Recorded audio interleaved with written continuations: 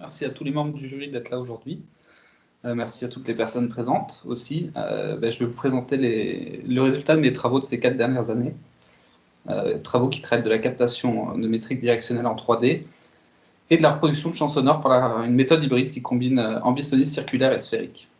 Alors avant de passer dans le plan de la présentation, on va directement introduire ce qu'est finalement la reproduction de champs sonores, d'où ça vient, en quoi ça consiste et comment ça fonctionne. On va revenir pour cela 150 ans en arrière, avec deux inventions.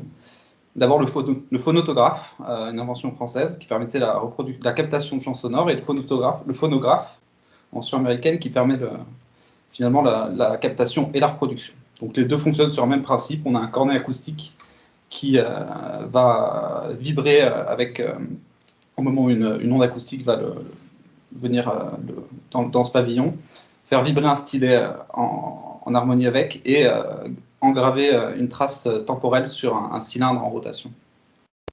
Pour le cas du phonographe, qui permet ensuite la reproduction du son, c'est le même système, sauf qu'il va fonctionner dans le sens inverse. Le cylindre en rotation va faire vibrer le stylet, qui va faire vibrer ensuite le pavillon acoustique, et qui va amplifier tout ça. On a ici un exemple, premier enregistrement.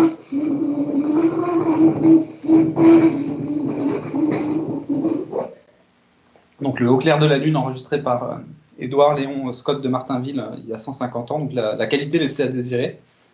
Mais depuis 150 ans, il y a eu plusieurs innovations technologiques qui ont permis une meilleure fidélité de la reproduction comme de la captation, donc les haut-parleurs électrodynamiques notamment qu'on a encore dans nos salons, différents types de microphones et des supports d'enregistrement du disque qui a permis la reproduction en grande quantité, à la bande magnétique audio qui permettait de jouer un peu plus avec les sons, jusqu'aux disques optiques, les mémoires flash qui nous permettent aujourd'hui d'avoir accès à une quantité phénoménale d'informations audio. On est donc capable d'enregistrer un son, puis ensuite de le reproduire à un autre endroit, mais quand on est, mettons, au téléphone avec quelqu'un, on n'a pas forcément l'impression qu'il est là avec nous. Pour avoir l'impression que la personne soit là et qu'on soit capable de la localiser, il va falloir s'intéresser à la spatialisation de la reproduction. Donc la spatialisation, pour ça, on va s'intéresser à un principe qui est vieux de 400 ans maintenant, le principe d'Huygens, qui était normalement développé pour la lumière, mais qui s'applique quand même aux ondes acoustiques. Ce principe, il dit que lorsqu'une onde se propage avec des fronts d'ondes sphériques, chaque élément de la surface d'un front d'onde peut être vu comme une source secondaire qui, si elle-même produit des ondelettes sphériques, va créer l'enveloppe finalement de ce front d'onde. Alors ça, ce serait la source primaire. Dans notre cas, ce serait le champ cible, la personne qu'on veut écouter, par exemple. Mais pour la reproduire, on va utiliser ce principe de source secondaire. Donc en activant des sources secondaires qui vont créer, comme on a dit, des fronts d'onde sphériques, des ondelettes sphériques, en les activant au bon moment, donc au moment où le front d'onde finalement passerait, par chacune des positions des sources secondaires, on va être capable de reproduire le front d'onde qu'aurait créé la source primaire. Finalement, plus on a de sources secondaires, plus on a de haut-parleurs dans la vie réelle, par exemple, plus on va être capable de faire à peu près ce qu'on veut en 3D. C'est ce que nous dit ce principe. Alors, il y a différents domaines d'application qui peuvent utiliser cette reproduction de champs sonores, du multimédia à la recherche en passant par l'industrie, que ce soit pour de l'immersion sonore pour une personne, pour plusieurs personnes, donc que ce soit le cinéma, le jeu vidéo, c'est possiblement les applications les plus évidentes. Mais dans l'ingénierie, dans la recherche, ça peut permettre des mesures physiques perceptibles avec un champ acoustique contrôlé et toujours reproduire le même stimulus selon ce qu'on veut écouter. Ça permet aussi l'oralisation de mesures, donc écouter un prototype finalement, prototype virtuel, avant même de l'avoir conçu. Et pour l'industrie, il y a des applications plus concrètes comme faire de la reproduction active de bruit, donc ce qu'on fait avec nos casques aujourd'hui, mais sur des pièces de l'ordre d'une cabine d'avion, d'un train. Ça pourrait aussi permettre pour tout ce qui est mesures normatives, donc de certification, d'avoir un champ normé, par exemple.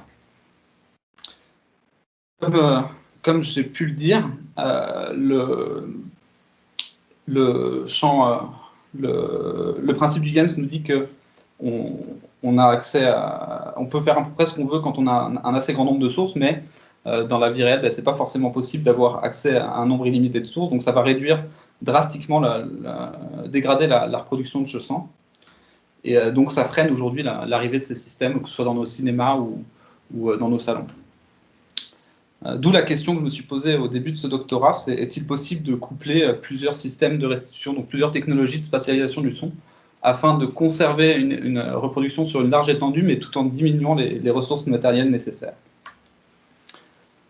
Alors quand on se penche sur ce qui existe dans la littérature en matière de reproduction sonore, on voit il y a plusieurs grands sujets de recherche, que ce soit comment améliorer cette RCS, cette reproduction de champs sonores, de façon adaptative, donc souvent pour limiter les effets de salle. Comment zoner, donc offrir du contenu sonore à deux personnes qui sont proches, mais du contenu sonore différent, tout ce qui est synthèse de zones sonores. L'oralisation, j'en ai déjà parlé, et la radialisation spatialisée, donc c'est réaliser des sources directives, notamment par exemple à l'arrière d'un camion, on voudrait que l'alarme de recul soit dirigée vers une personne, donc on peut avec plusieurs haut-parleurs réussir ça. Dans ce doctorat, on va plutôt s'intéresser à tout ce qui est méthode hybride de reproduction de champs sonores, donc en s'inspirant de travaux autant créatifs comme ceux de Natacha Barrett que de travaux en ingénierie sur l'ambissonie d'ordre mixte. Et aussi, on va se baser sur toute la théorie psychoacoustique, donc les mécanismes de l'audition, qui disent notamment que l'être humain localise mieux dans le plan horizontal les sources sonores que dans le plan en élévation. C'est à partir de ces travaux-là qu'on va essayer de créer notre propre méthode hybride. Donc pour ça, comme on va utiliser principalement l'ambissonie, autant pour tout ce qui va être captation que reproduction, on va se pencher d'abord dans cette présentation sur ce qu'est l'ambissonie, avant de partir sur un volet captation, donc qui permettra de voir comment évaluer un champ sonore. Et ensuite, on va voir tous les autres travaux qui sont, eux, reliés plutôt à la reproduction de champs sonores, donc comment fonctionnent les méthodes de reproduction 3D, 2D, et la méthode hybride développée pendant ce doctorat, avant de conclure finalement cette présentation. Donc, l'ambissonie d'ordre élevé, ou High Order Ambisonics en anglais. Une méthode de spatialisation du son, comme bien d'autres avant elle. Donc, il y a eu le théâtrophone, les captations binaurales, les restitutions binaurales, la stéréophonie au début du siècle dernier, qui était plutôt basée sur des principes psychoacoustiques, donc sur les mécanismes de l'audition, et qui permettent souvent la reproduction mais spatialisée, mais en un seul point. Donc souvent, on a des enregistrements pour nos deux oreilles et c'est suffisant pour une personne. L'ambiophonie ensuite est arrivée, avec notamment dans les plus connus le son 5 points, 7 points qu'on peut retrouver dans nos salons, qui est finalement une extension avec plus de sources de cette stéréophonie. Ensuite, à la fin du siècle dernier, dans les années 1970-1980, on a vu émerger des méthodes dites physiques, de reproduction physique, donc comme la wave field synthesis ou l'ambissonie d'ordre élevé, qui là ont pour but, ces méthodes, de reproduire fidèlement la pression acoustique en tout point. Et donc en se disant que si on crée l'onde acoustique de la manière dont elle serait dans la nature, l'humain va la percevoir de la même manière. Il y a ensuite eu d'autres méthodes qui sont parfois prennent un petit peu de la partie psychoacoustique et de la partie de la partie physique, qui sont un peu basées sur les deux. Et donc pendant cette présentation, nous on va se focaliser sur la partie ambissonie d'ordre élevé. Et comme on voit sur ce réseau sphérique, finalement on va utiliser des fonctions qui s'appellent des harmoniques sphériques. Quelles sont ces fonctions? Elles proviennent de l'équation, donc l'équation qui régit la propagation de la pression acoustique dans un milieu homogène, linéaire et isotrope. Et on va chercher à résoudre cette équation dans un système de coordonnées sphériques. Pour ça, ça va nous donner on va avoir besoin de deux fonctions, donc les fonctions de Bessel qui vont nous permettre une description radiale, donc comment le son se propage à partir de l'origine, et les harmoniques sphériques qui, elles, permettent une description de ce qui se passe en élévation dans le plan horizontal, donc azimutal, et sont orthonormées. Considérant ces fonctions, donc là je vous en donne un certain nom, mais il y en a une infinité. Elles sont d'ordre m et de degré m, donc d'ordre m qu'on voit sur les lignes et les degrés sont les colonnes ici.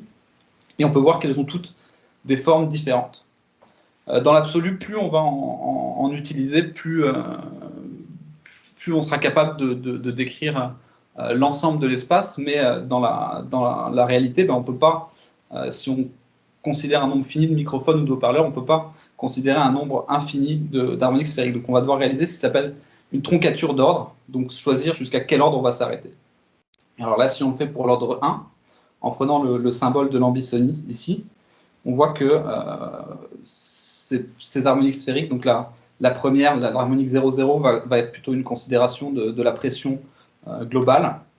Puis ensuite, les harmoniques 1,1 l'harmonique 1,1 permet de considérer ce qui se passe dans la direction X, dans la direction Y pour le 1-1, dans la direction Z, donc là qui viendrait vers nous, dans la direction 1,0. Et c'est en combinant tout ça qu'on va réussir à décrire un certain nombre de directions de propagation et un peu ce qui se passe entre. Plus on va considérer d'ordre de troncature, plus on va rajouter de directions privilégiées et plus on va être capable de décrire précisément l'espace. Comment fonctionne maintenant l'ambisonie, maintenant qu'on sait comment fonctionnent les fonctions dont qu'elle requiert? Pour une captation d'un environnement sonore, on va disposer plusieurs micros dans un espace, de façon sphérique, logiquement pour les harmoniques sphériques, pour utiliser les harmoniques sphériques. Et on va projeter chacun des signaux qui vont être captés sur l'ensemble des harmoniques sphériques positionnés au centre du repère.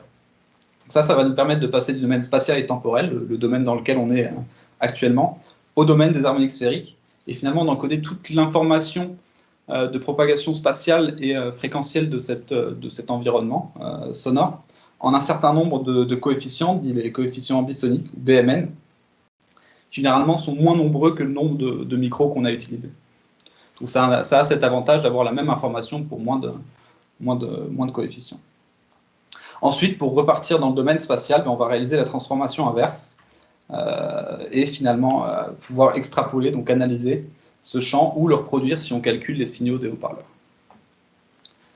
Ce qu'on peut voir ici légèrement, c'est que tout est bien reproduit au centre du repère. Comme on projette sur les harmoniques au centre du repère, ces pressions, le champ est toujours bien reproduit au centre, et plus on va considérer un ordre de troncature élevé, plus cette reproduction va s'étendre pour des rayons grands.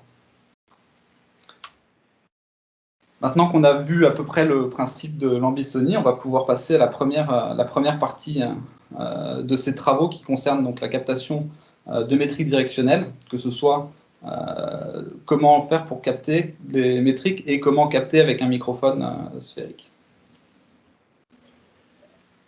Donc le but, c'est d'évaluer un champ sonore. Habituellement, on va regarder ce qui se passe au niveau de la pression acoustique en tout point, mais lorsqu'on met un humain au milieu de ce système de reproduction de champs sonores, ça peut être utile de voir d'autres métriques qui vont permettre de savoir comment il risque de localiser les sources sonores. Donc pour ça, on va s'intéresser à la vitesse particulière et voir comment, à partir de la captation déjà réalisée, donc à partir des BMN, du domaine des harmoniques sphériques, on va pouvoir obtenir la vitesse particulière ainsi que les métriques directionnelles, de même qu'on sait obtenir la pression. Et pour tout ce qui est comment mesurer, on va concevoir, pendant ce doctorat, il y a un microphone sphérique qui a été conçu, et voir comment on encode les signaux pour passer finalement de l'enregistrement jusqu'au domaine des harmoniques sphériques, et donc boucler un peu la boucle. Pour ce qui est des métriques directionnelles, on va en voir trois là aujourd'hui. Donc la direction d'arrivée qui permet de savoir quelle est la direction d'arrivée d'un son, donc la direction inverse de sa propagation. La diffusivité, ou diffuseness en anglais, qui permet de savoir si un champ est plus ou moins diffus, donc s'il est très directif, si on arrivera facilement à localiser une source, ou si on a l'impression qu'il y a des ondes qui proviennent un petit peu de tous les sens et qu'on aura une sensation un petit peu de flou acoustique. Et finalement, la prédiction des délais interoraux, donc la prédiction d'un de nos mécanismes de localisation du son, la différence de temps d'arrivée entre nos deux oreilles. Donc ces trois métriques peuvent être liées à la localisation acoustique par un être humain, d'où leur intérêt. Quand on les observe plus attentivement, ce qu'on peut voir, c'est qu'elles sont dépendantes de l'intensité acoustique, de l'énergie acoustique et du vecteur vélocité proposé par Garzon. Et ces trois autres quantités sont elles-mêmes dépendantes et de la pression et de la vitesse particulière en tout point. D'où l'intérêt d'aller extrapoler la vitesse particulière à partir du domaine des harmoniques sphériques. Donc pour la pression, on a une expression qui nous est donnée par la série de Fourier-Bessel. Dans le cas d'une série infinie de Fourier-Bessel. Dans l'absolu, nous, on aura une captation, donc on aura un champ acoustique qui sera tronqué au vu du nombre de microphones qu'on aura utilisé, donc une somme qui va jusqu'à un ordre m. Maintenant, pour la vitesse particulière, elle nous est donnée par l'équation de l'air comme fonction du gradient de la pression. Si on décompose cette équation envers les différentes composantes de la vitesse particulière, le radial, azimutale et d'élévation, qu'on considère tout ça donc dans le système de coordonnées sphériques et qu'on remplace l'expression de P dans ce gradient, on arrive à des expressions un peu plus complexes pour la pression, mais toutes finalement dépendantes de nos BMN. Donc on est capable d'obtenir la pression, la vitesse particulière à partir de connaissances de coefficients ambisoniques.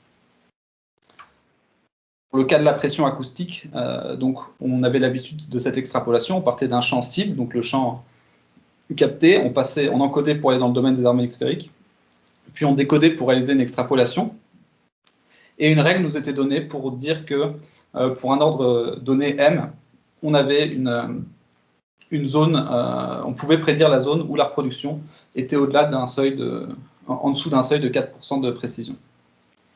Pour le cas de la vitesse particulière, on peut maintenant réaliser cette opération d'extrapolation au vu des équations présentées. Par contre, rien ne nous dit que cette règle est aussi valable pour la vitesse particulière. On a donc reproduit le cheminement de pensée de Ward et Abayapala pour énoncer leurs règles, le cheminement de pensée que je vous présentais ici, en partant de l'erreur quadratique normalisée de la pression acoustique, et en traçant cette erreur pour chacun des ordres de troncature. Ils ont remarqué que si on regardait l'intersection de cette erreur avec un seuil de 4% d'erreur, on avait une règle qui se profilait, qui nous disait que carreau égale, la valeur absolue supérieure de carreau est égale à m. Cette règle, donc, partant d'une version analytique, est totalement... on peut la vérifier en simulation. Donc si on regarde le champ d'erreur de la pression acoustique, où le blanc ici représente une très faible erreur et le noir une très forte erreur, le contour noir nous présente le seuil d'erreur simulé à 4%, et le cercle rouge, cette règle carreau égale m, on voit que ce cercle rouge et le contour noir finalement sont pas mal en adéquation. On va donc nous réaliser la même chose pour la composante radiale de la vitesse particulière, la seule des trois composantes dont on arrive à avoir une version analytique assez facilement. Et en suivant le même cheminement de pensée, c'est une autre règle qui ressort, ce serait la valeur supérieure de carreau égale m-1. Donc dans l'absolu, ce serait carreau égale m-0,7 à peu près, mais on va conserver ce -1 pour avoir une règle plus simple, plus parlante. Ça nous donnera une règle plus pessimiste normalement, ce qu'on peut vérifier ici avec le champ d'erreur. Donc où à ce moment-là, l'absence de flèches indique qu'il n'y a aucune erreur de reproduction de la vitesse, et les flèches proposent la norme et la direction de cette erreur. À nouveau, le contour noir est l'erreur à 4%, le cercle rouge, la règle carreau égale m, et le cercle vert, la règle carreau égale m-1. On peut voir, et cette fois-ci, que le cercle vert est complètement contenu, donc tout ce qui se trouve dans le cercle vert pour le cas de la vitesse est en dessous de 4%, alors que pour le cas de la règle rouge, carreau égale m, on a quand même certaines parties ici qui sont au-delà de cette erreur. On valide ensuite en simulation pour les autres composantes de la vitesse particulière, et on peut voir que les croix vertes ici, qui représentent les composantes tangentielles, sont à peu près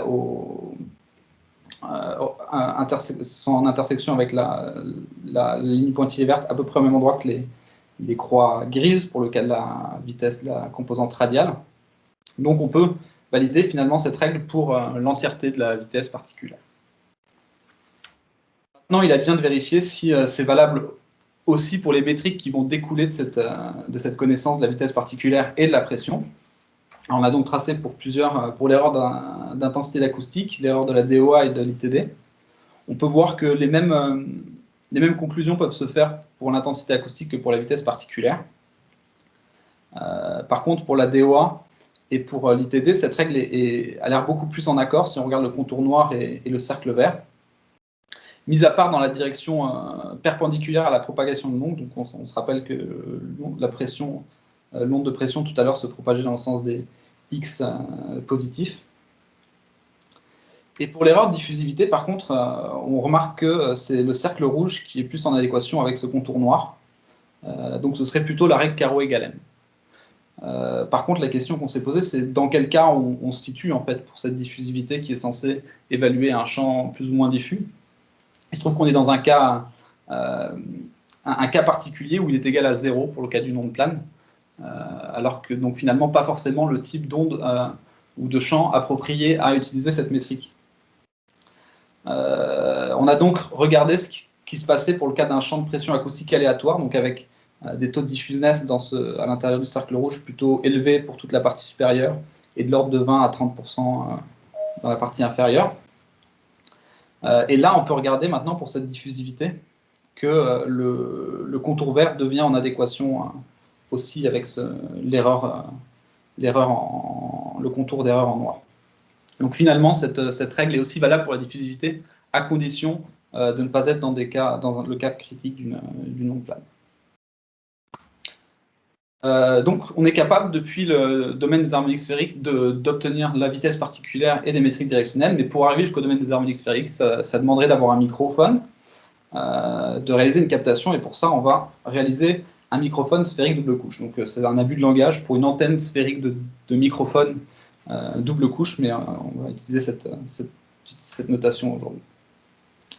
Donc, comme vu tout à l'heure, on va plutôt se positionner dans l'autre partie de l'ambissonie, donc de la captation au BMN, donc tout ce qui va concerner l'encodage. Des microphones double couche, des microphones sphériques, il en existe plusieurs sortes. Alors il y a les rigides ici qu'on peut voir, donc où les microphones sont positionnés à la surface d'une sphère rigide, et les microphones ouverts. Donc ceux-ci sont tous circonscrits sur une sphère, mais qui est invisible. À partir de tous ces microphones, il y a une équation qui permet d'obtenir les BMN depuis les captations. Donc les pressions qui sont proches de chacun des microphones qui sont projetés sur les harmoniques sphériques sont multipliées à un coefficient qu'on appelle des filtres d'égalisation pour obtenir les BMN. Ces filtres d'égalisation sont fonction de ρL, le rayon de la sphère rigide, et le rayon ρA, la position des microphones, le rayon où sont positionnés tous les microphones. Ils permettent notamment de décrire tous les effets de diffraction et autres qu'a la sphère rigide, la présence d'une sphère rigide sur un champ sonore. Donc de prendre en compte ces effets. Donc si on veut qu'avec ces filtres, si on veut caractériser un microphone rigide, on va prendre ρL égale ρA, parce que les microphones sont à la surface de cette sphère. Et dans le cas où on prend une sphère ouverte, finalement on prend un ρL quasiment nul, donc très inférieur à ρA. Ce qu'on peut voir par rapport à leur gabarit par rapport à la fréquence, ici, c'est que pour le cas des couches ouvertes, on a l'apparition très vite on a l'apparition de pics qui sont finalement une amplification exagérée de ce champ, donc qui vont dégrader le signal, pics qui ne sont pas présents pour le cas de la couche rigide. Donc une couche rigide, et on le voit bien ici, et il faut mieux privilégier la sphère rigide pour ce type de captation.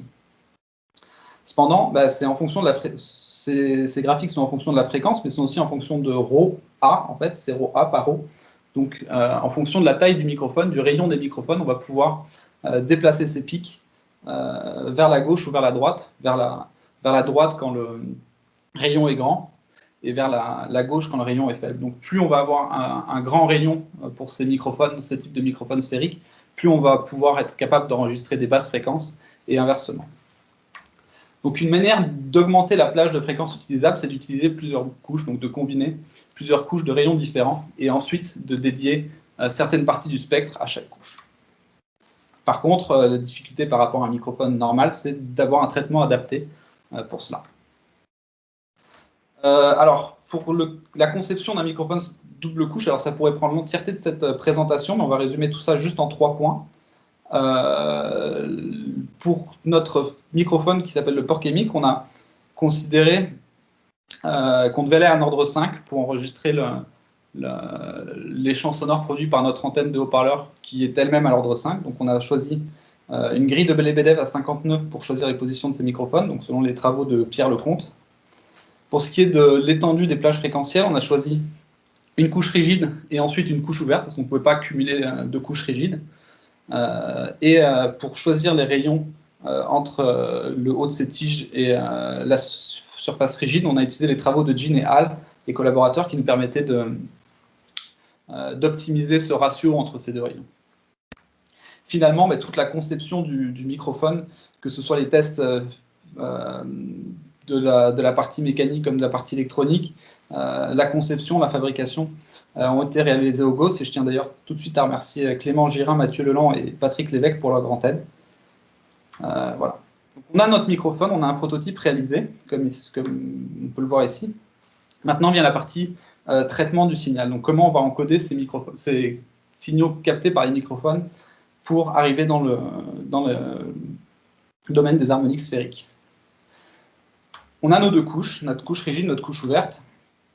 Et on sait, comme on l'a vu avec l'équation précédente, on est capable d'obtenir les coefficients ambisoniques, donc la matrice qui contient tous les coefficients ambisoniques de toutes les fréquences, pour la couche rigide ou pour la couche ouverte. Dans l'absolu, ce qu'on veut, c'est qu'en faisant une simple addition de ces BMN, on obtienne une matrice de BMN pour l'ensemble du microphone.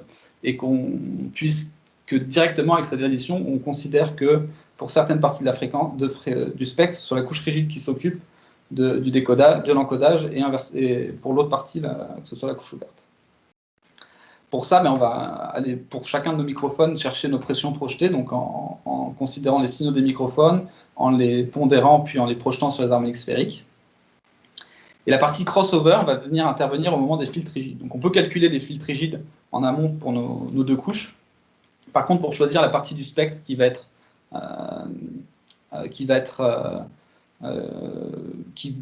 décodée par chaque microphone, on va filtrer ces filtres d'égalisation par des filtres passe haut, passe bas, passe bande, afin ensuite que les BMN eux-mêmes soient filtrés et que l'addition nous donne une matrice unique de bons BMN.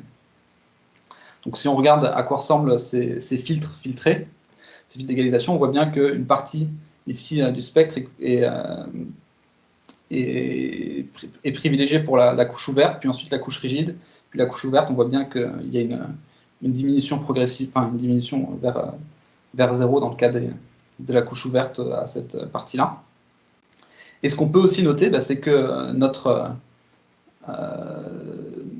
microphone, finalement, avec ces filtres-là, on voit bien que la couche ouverte aurait un ordre 5 à peu près ici, mais avec la couche rigide, on a un ordre 5 qui arrive plus tard, donc on a quasiment un gain de 1000 Hz en haute fréquence. Et inversement, on voit l'ordre 2 ici pour la couche rigide, l'ordre 2 ici pour la couche ouverte. Donc on a un gain de 50 Hz en basse fréquence. Donc on a bien une augmentation de notre plage fréquentielle utile de cette manière. Ensuite, pour ce qui est du cross-order, on va pouvoir commencer à voir comment il va intervenir ici. Parce que toute une partie du spectre ici n'a pas besoin d'aller jusqu'à l'ordre 5 pour réaliser le décodage ou l'encodage. Donc finalement, normalement, le décodage, on aurait pris notre matrice de BMN, réalisé le décodage, obtenu les pressions projetées, puis ensuite permis l'extrapolation de champs sonores ou la reproduction de champs sonores. Maintenant qu'on a vu qu'on n'a pas besoin de l'ensemble de ces coefficients, qu'on peut, pour une certaine partie du spectre, ne pas se servir des BMN aux ordres, on va réaliser la même opération et finalement avec moins d'informations. L'intérêt, plus on va multiplier les filtres passe haut, passe bas au moment de filtrer nos filtres d'égalisation, plus on va pouvoir se rapprocher d'une matrice triangulaire ici, et donc avoir les mêmes résultats en considérant 2 fois moins d'informations venant des BMN, ce qui finalement, en calcul temps réel, peut avoir un gain non négligeable. On a donc vu comment devrait fonctionner en théorie cet encodage. Maintenant, on va vérifier qu'en simulation, ça fonctionne. Pour le cas on va faire une captation virtuelle avec un Porc-Émile virtuel. La captation consistera en ce champ sonore. Donc, il y a un champ constitué de 2 ondes planes large bande, un contenu plutôt moyenne fréquence qui se propage dans cette direction. On voit le premier ventre ici, puis des ventres secondaires plus loin. Il doit être décodé par la couche ouverte. Et un contenu aux fréquences qui se propage ici. Donc on voit le front principal ici et les fronts secondaires, qui là, pour le coup, doit être décodé par la couche rigide. Quand on regarde les champs de pression, après avoir encodé puis décodé ce champ cible, ce qu'on peut voir, c'est que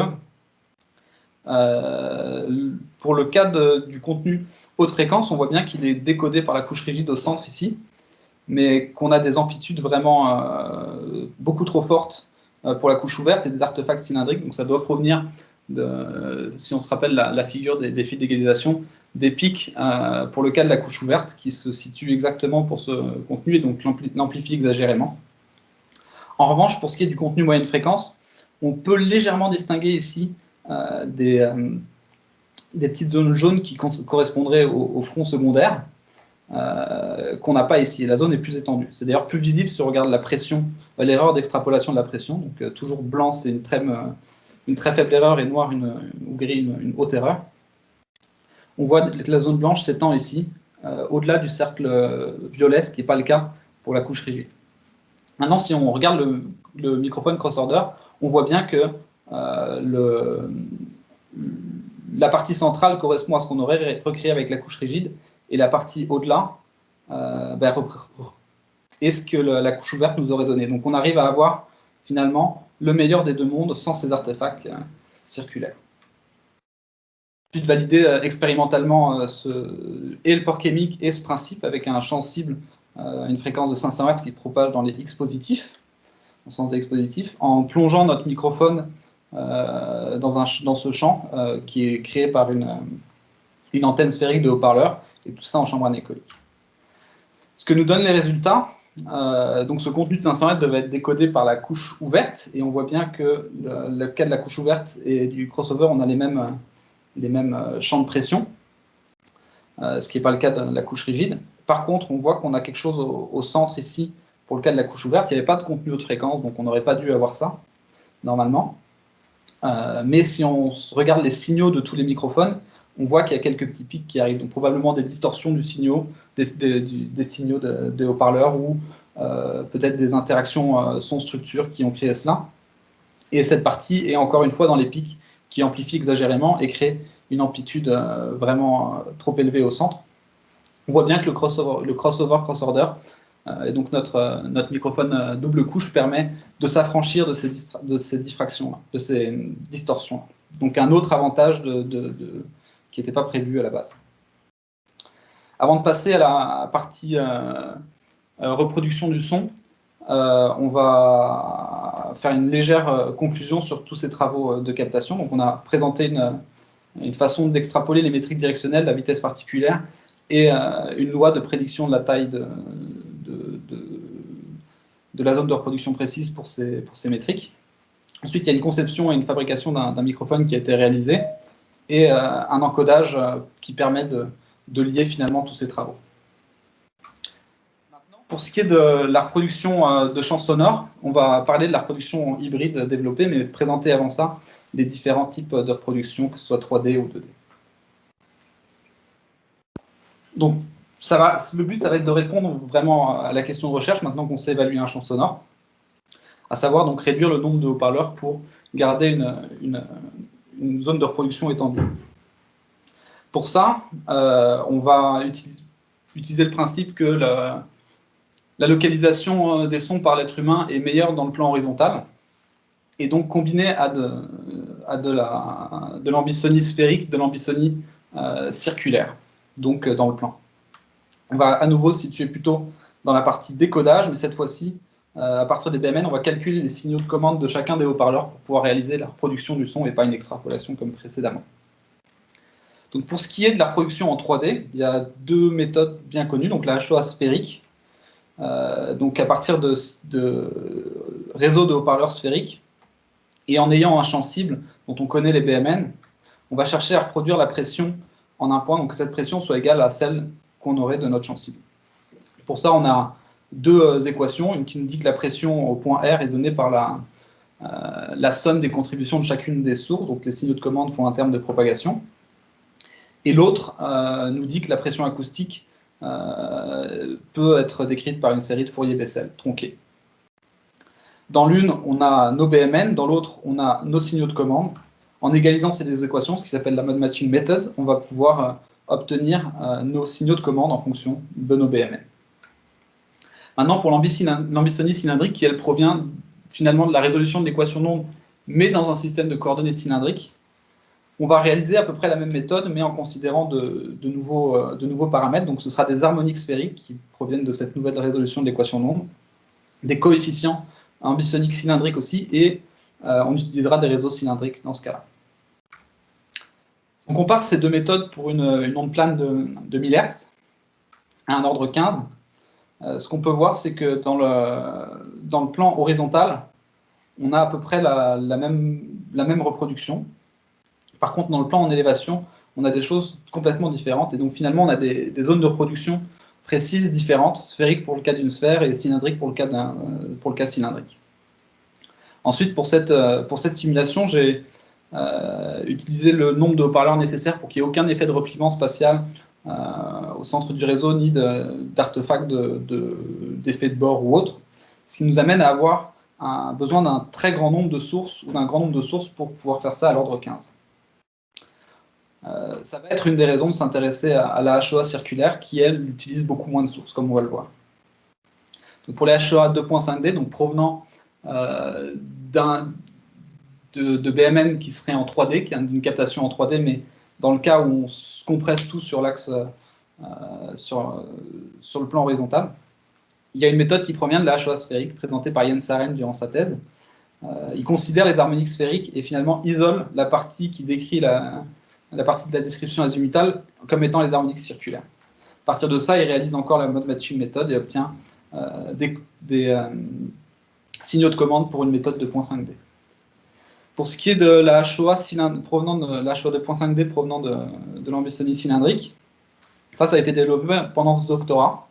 On est reparti de l'équation qui nous dit que la pression est la somme finalement des contributions. La pression d'un point provient de la contribution de chacune des sources. Donc, une équation qui contient les harmoniques cylindriques. Et c'est une somme finalement sur les dimensions azimutales et en élévation.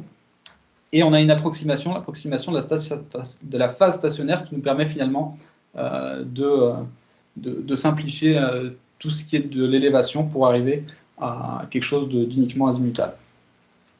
On obtient ainsi les signaux de commande pour la HEA 2.5D cylindrique.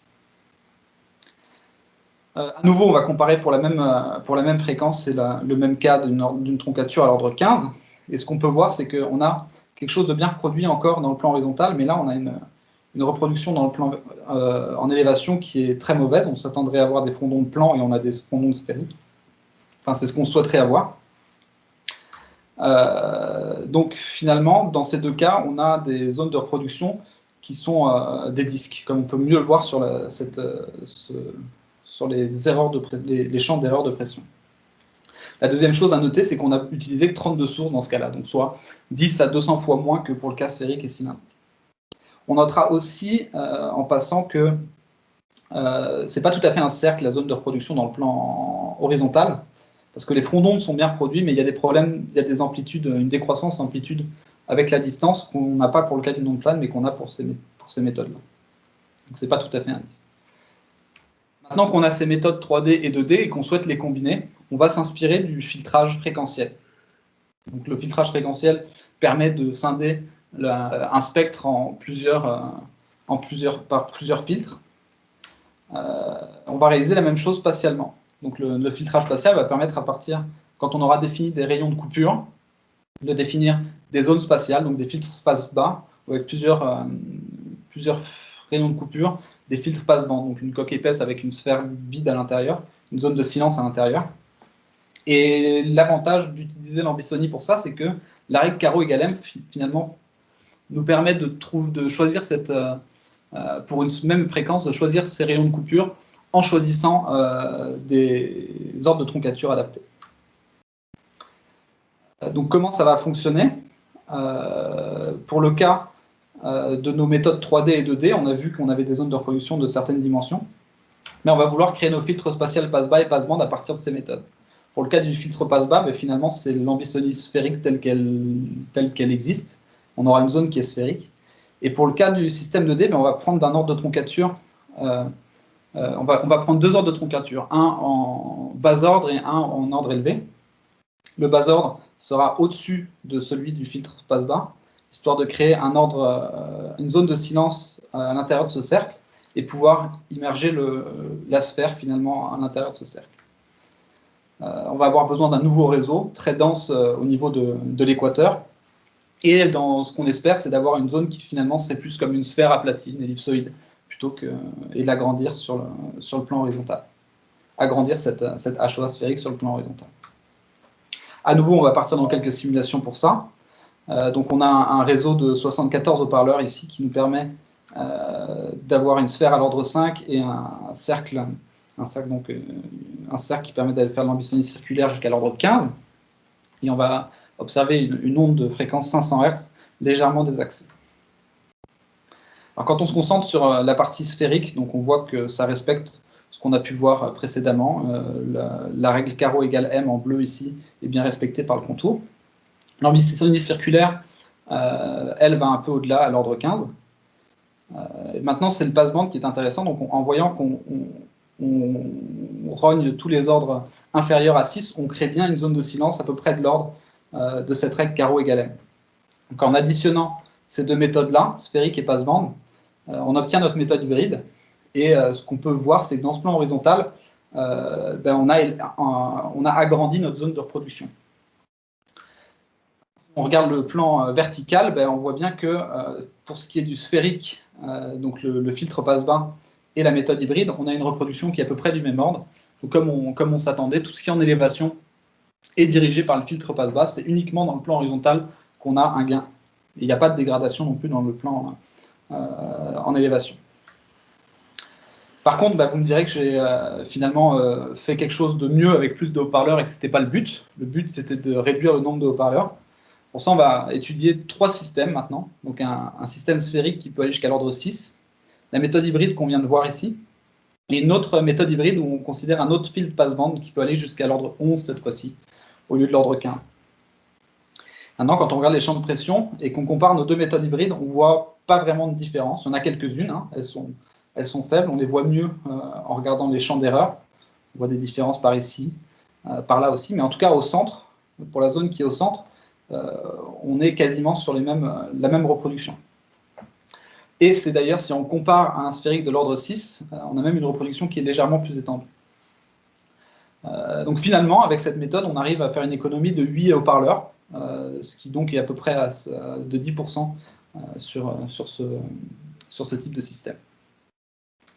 On va finalement vérifier que cette méthode hybride fonctionne expérimentalement, donc en tentant de reproduire une onde plane de 2000 Hz avec notre sphère hybride, toujours celle du système hybride 1 qu'on vient de voir, et enregistrée par une antenne plane de 72 microphones qui pourrait être dans le plan horizontal et vertical. Si on compare nos mesures à ce qu'on obtiendrait en simulation pour le même champ, on va voir qu'on peut réussir à trouver les mêmes formes à peu près. Les frondons sont tous légèrement courbés du fait d'être dans un cas pratique et pas théorique, mais on retrouve les mêmes schémas à peu près, notamment pour les frondons d'ici de la méthode hybride qui sont quand même plus grands que pour le cas sphérique. Donc on peut retrouver ce gain finalement. Et si on regarde maintenant avec des métriques directionnelles, d'où l'intérêt de les avoir étudiés, comment les extrapoler, on peut voir qu'on retrouve notamment, pour le cas de la diffusivité ici, des avantages de cette méthode hybride, notamment la disparition de zones blanches ici de forte diffusivité qui existaient dans le cas sphérique et qui n'existent plus ou moins dans le cas hybride. Donc tout ici aussi. Finalement, va nous permettre de conclure que cette méthode fonctionne autant expérimentalement qu'en simulation et nous permet un gain quand même d'un point de vue matériel. Maintenant, pour conclure cette présentation, je vais vous énoncer finalement les originalités de ce doctorat que je n'ai pas forcément mentionné au moment où je vous l'ai présenté. Donc il y a une règle de prédiction de la zone de reproduction précise de la vitesse particulière ainsi que des métriques directionnelles qui en découlent. Il y a l'utilisation du cross-order comme encodage du microphone double couche. Il y a une méthode de reproduction 2.5D qui a été présentée, qui provient de l'ambisonie cylindrique, et une méthode hybride qui, elle, permet de conserver une zone étendue pour pour une zone, pour un nombre de haut-parleurs limité. Finalement, si je pouvais continuer ces travaux, il y a quelques petites choses que je continuerai à faire, donc notamment une nouvelle campagne de mesure pour le microphone sphérique, réaliser une calibration en phase plus précise, parce que ça a posé quelques troubles lors de la campagne de ce doctorat, et j'en profiterai pour valider la règle carreau égale M-1, mais de façon expérimentale. Pour ce qui est du crossover, c'est intéressant de le comparer à d'autres encodages pour les microphones sphériques double couche, mais pas uniquement du point de vue de la reproduction, de comment on peut extrapoler, de ce que ça nous permet d'analyser, mais aussi voir si elle est meilleure en termes de temps calcul, par exemple. Pour ce qui est de tout ce qui est aspect reproduction, la méthode hybride, moi j'ai tâtonné pour trouver les bons filtres passe-bas, passe-bande. Ce serait vraiment intéressant de trouver s'il y a une règle qui permettrait de ne pas avoir à faire ça, donc de savoir que pour un passe-bas sphérique, à tel ordre, ce sera tel filtre passe-bande qui sera le plus adapté, par exemple. Et enfin, c'était énoncé dans mon projet de recherche au début, et ça, faute de temps, ça s'est envolé. Une campagne de mesure perceptive, histoire de remettre l'humain au centre de tout ça, ce serait vraiment intéressant, et comparer si cette méthode hybride a des avantages finalement, et finalement la même chose avec moins de haut-parleurs que des méthodes 3D autres, comme la HEA 3D, le Dirac, le VIBA, etc. Voilà, pour finir, je vais en profiter. Il y a 2 pages de remerciements dans ma thèse, mais il faudrait quand même que je remercie encore Alain et Philippe Auvert pour cette magnifique aventure. Voilà, merci beaucoup à tous de m'avoir écouté. Et maintenant, si vous avez des questions, c'est à vous. Merci beaucoup.